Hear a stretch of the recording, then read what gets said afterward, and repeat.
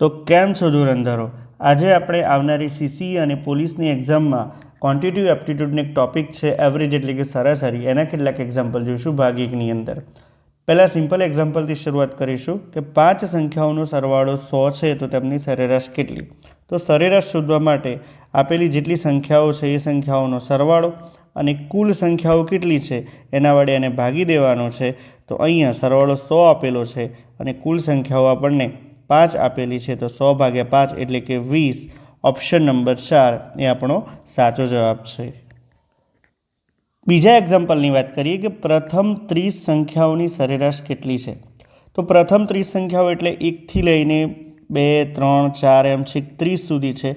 એની સરેરાશ કાઢવાની છે. તો આની અંદર સૂત્ર મૂકવાની જરૂર નથી. ડાયરેક્ટ સરેરાશ શોધવા માટે જે પ્રથમ સંખ્યા છે એ લખવાની પ્લસ જે છેલ્લી સંખ્યા છે એ લખવાની, એને 2 વડે ભાગી દો તો આ જ આપણી એવરેજ થાય 31/2 એટલે કે 15.5. પણ ક્યારે આ સંખ્યાઓ જ્યારે ક્રમિક હોય ત્યારે આ રીત અપનાવવાની છે. ઓપ્શન નંબર 2 એ આપણો જવાબ છે. ત્રીજા એક્ઝામ્પલની વાત કરીએ કે 1થી 100 સુધીની તમામ સંખ્યાઓની સરેરાશ કેટલી. તો આપણને આગળના એક્ઝામ્પલની જેમ જ જોવાનું છે. 1, 2, 3 એમ લઈને છેક 100 સુધી સંખ્યાઓ આપેલી છે, એની સરેરાશ શોધવાની છે. તો એ માટે પ્રથમ સંખ્યા 1 લેવાની છે, છેલ્લી સંખ્યા 100 લેવાની છે. 1 + 100 એને 2 વડે ભાગી દો. 101/2 એટલે કે 50.5 એ આપણો આન્સર છે. ઓપ્શન નંબર 3 એ સાચો જવાબ છે. એક્ઝામ્પલ 4ની વાત કરીએ કે પ્રથમ 99 એકી સંખ્યાઓની સરેરાશ કેટલી. તો અહીંયા તમારે માની લો કે પ્રથમ 3 એકી સંખ્યાઓ છે એની સરેરાશ પૂછી હોય તો પ્રથમ 3 એકી 1 + 3 + 5 અને ભાગ્યા 3 કરો તો 5 ને 3 8 ને 1 9, તો 9/3 તો જવાબ તમારો આવશે 3. એનો મતલબ એ થયો કે જેટલી એકી સંખ્યાઓ પૂછી હોય એટલો જ જવાબ આવશે. તો પ્રથમ 99 એકી સંખ્યાઓ પૂછેલી છે માટે આપણો જવાબ આવશે 99. એ જ પ્રમાણે પાંચમો એક્ઝામ્પલ છે કે પ્રથમ 18 બેકી સંખ્યાઓની સરેરાશ કેટલી. અહીંયા એક શબ્દ આપેલો છે બેકી. તો માની લો કે પ્રથમ 3 બેકી સંખ્યાઓ પર પ્રયોગ કરીએ આપણે. તો પ્રથમ 3 બેકી કઈ છે? 2 + 4 + 6 એને 3 વડે ભાગો તો 6 ને 4 10 ને 2 12/3 એટલે કે જવાબ આવશે 4. તો અહીંયા એવો મતલબ થયો કે જેટલી સંખ્યાઓ બેકી પૂછેલી છે એના પછીની સંખ્યા એ તમારો આન્સર આવશે.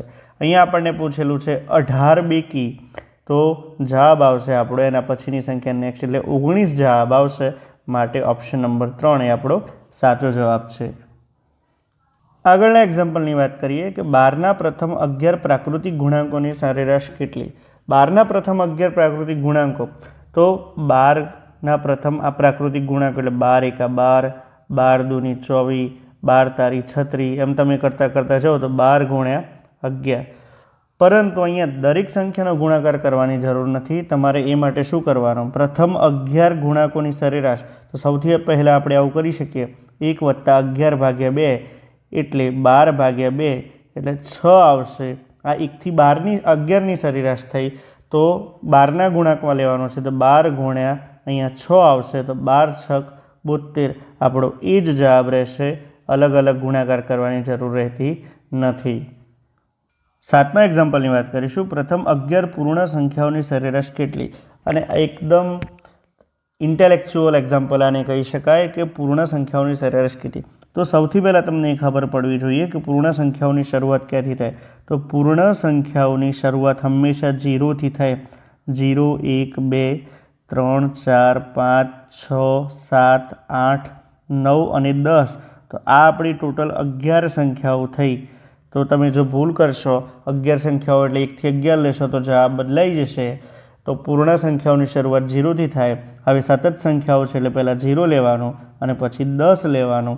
તો 0 + 10/2 એટલે કે 10/2 એટલે કે આપણો જવાબ આવશે 5. આગળનો એક્ઝામ્પલ આપેલો છે કે 13a + 13b = 572 હોય તો a અને bની સરેરાશ કેટલી હોય. કોઈપણ બે સંખ્યાઓ a અને bની સરેરાશ શોધવી હોય તો બંને સંખ્યાઓનો સરવાળો કરી અને 2 વડે ભાગી દો તો આ તમારી સરેરાશ આવશે. એના પહેલાં આપણને એક ઇક્વેશન આપેલું છે કે 13a + 13b = 572. હવે હું શું કરીશ કે બંને બાજુ 13 વડે ભાગી નાખીશ. અહીંયા 13 વડે ભાગીશું, અહીંયા પણ 13 અને અહીંયા પણ 13 વડે. તો આ 13 કેન્સલ, 13 કેન્સલ, તો એ વત્તા બી વધ્યા બરાબર અહીંયા 13 4 52, 5 6 વધી અને 2 તો 52, ફરીથી 13 4 52, તો એ વત્તા બી બરાબર 44. હવે આપણને એ અને બીની સરેરાશ પૂછી છે, તો એ અને બીની સરેરાશ શોધવા માટે આ સંખ્યાને 2 વડે ભાગી દો. તો અહીંયા આ બાજુ પણ 2 વડે ભાગીશું, તો આ આપણી સરેરાશ આવી ગઈ 44 ભાગ્યા 2 એટલે કે 22 જવાબ આવશે. માટે ઓપ્શન નંબર 2 બરાબર 22 એ સાચો આન્સર છે. 9મા એક્ઝામ્પલની વાત કરીશું કે 17 ક્રમિક પ્રાકૃતિક સંખ્યાઓની સરેરાશ 41 છે. તો આ સંખ્યાઓમાંથી નાનામાં નાની સંખ્યા કઈ હોય? આ એક્ઝામ્પલને ડાયરેક્ટ કરવા માટે આ રીતના ટોટલ સંખ્યાઓ આપણને આપેલી છે 17. આ 17માંથી 17 ક્રમિક સંખ્યાઓ આપેલી છે, એની સરેરાશ 41 આપેલી છે. તો જે સરેરાશ છે એનો મતલબ એ સંખ્યા મિડલની હોય, વચ્ચે હોય. હવે ક્રમિક સંખ્યાઓ છે એટલે એકી બેકીનો કોઈ સવાલ નથી.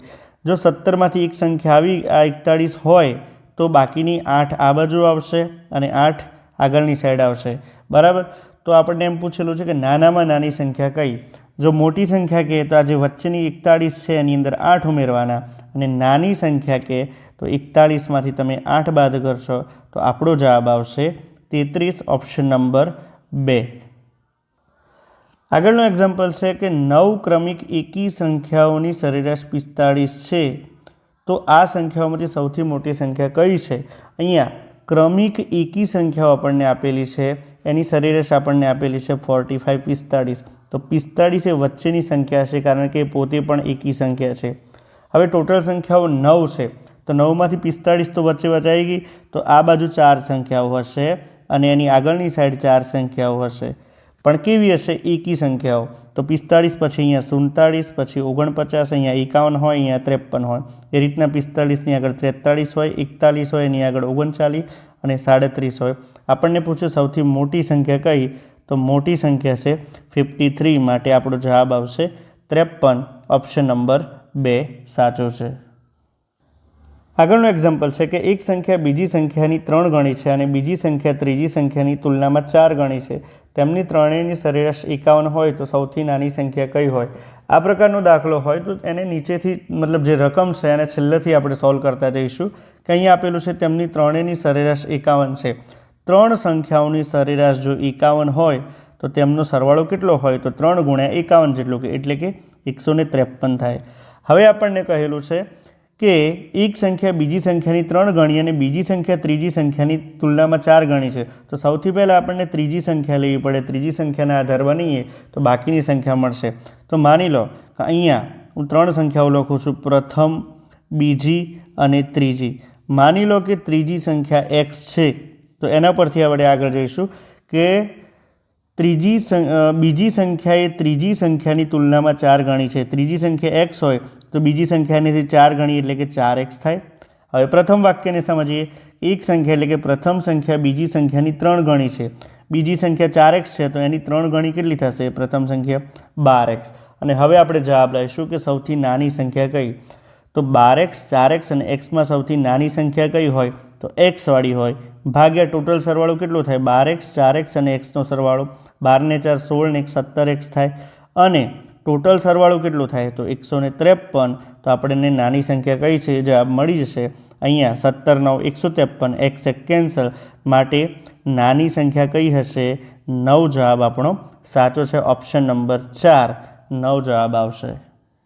આમાં એક્ઝામ્પલ છે કે 19 વડીલોની સરેરાશ ઉંમર 61 વર્ષ છે. તે જૂથમાં નવા વડીલ સામેલ થયા પછી સરેરાશ 2 વર્ષ વધે છે, તો નવા વડીલની ઉંમર કેટલી થાય?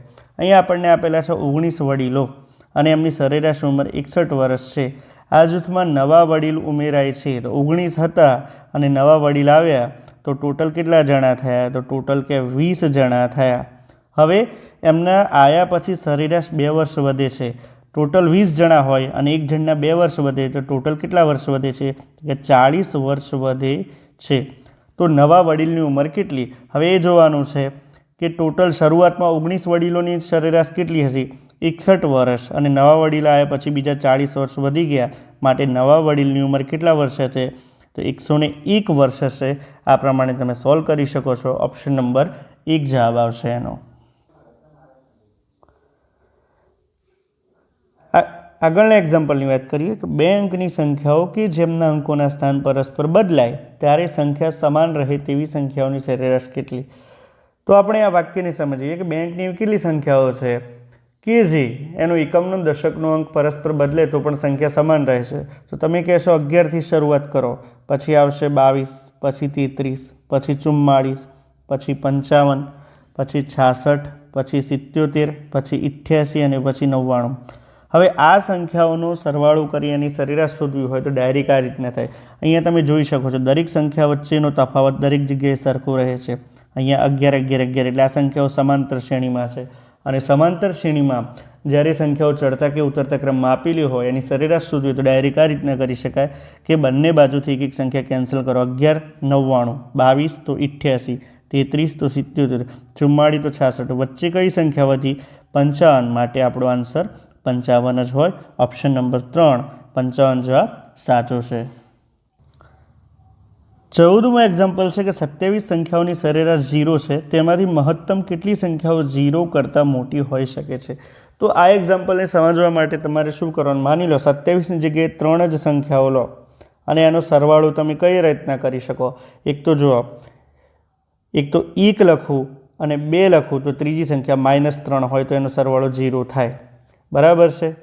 પછી બીજી વખત કે -1 લખું, -2 લખું અને +3 લખું તો પણ સરવાળો 0 થાય છે. ત્રીજી વખત આવું પણ હોય, 3 લઉં, 0 લઉં અને ત્રીજી સંખ્યા -3 તો હોય તો પણ 0 થાય છે.